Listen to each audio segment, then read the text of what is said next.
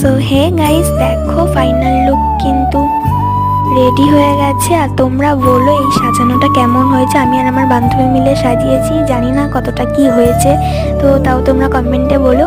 আর দোলনাটা ছোট হয়েছে তো তাই একটা গপুই বসবে একটা একটা করে। তো চলো, যখন গপুদের বসাবো তখন তোমাদের সঙ্গে শেয়ার করব। আর সাজানোটা কেমন হয়েছে অবশ্যই কমেন্ট করে জানিও। তো চলো, টাটা, আজকের ভিডিও এই পর্যন্তই।